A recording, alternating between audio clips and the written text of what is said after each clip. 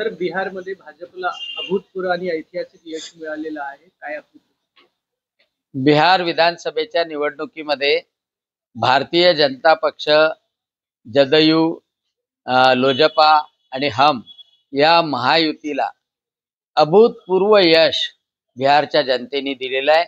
त्याबद्दल मी महायुतीचं मनपूर्वक अभिनंदन करतो, बिहारच्या जनतेचं अभिनंदन करतो आणि आभारी मानतो. खरं म्हणजे या सर्व बिहारच्या जनतेनी, माता भगिनींनी, युवा वर्गाने जाती पाती धर्माच्या भिंती तोडून प्रधानमंत्री नरेंद्रजी मोदी यांच्या नेतृत्वावर विश्वास ठेवलाय.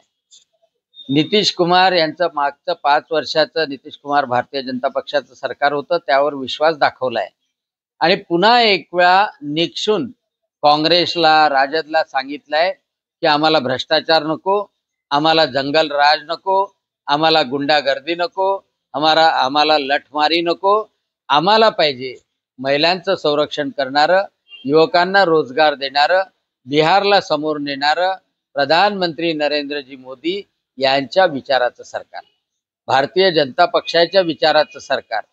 आणि एक नव्हे तर 84 जागावर समोर भारतीय जनता पक्ष, 75 जागावर जदयू समोर, लोजपा 23 जागावर समोर, हमला 4 जागा आणि काँग्रेसचे हाल की ज्या राहुल गांधींनी फेक नॅरेटिव्ह पसरवला होत चोरीचा,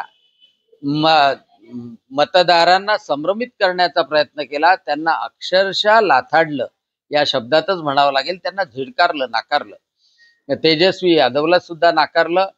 काँग्रेसला तर अपक्षापेक्षा कमी जागा मिळाल्या आणि त्यामुळं लोकांशी संपर्क कधी न ठेवणारे हे लोक यासाठीच पात्र आहे.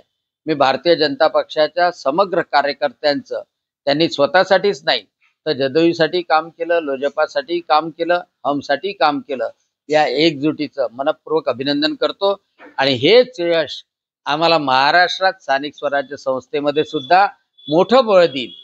मुंबईमध्ये सुद्धा भाजपा येईल, सर्व नगरपालिकेवर भारतीय जनता पक्षाचा झेंडा फडकेल आणि ग्रामीण भागामध्ये सुद्धा मुख्यमंत्री देवेंद्र फडणवीस यांच्या नेतृत्वामध्ये भारतीय जनता पक्षाचं सरकार बसेल.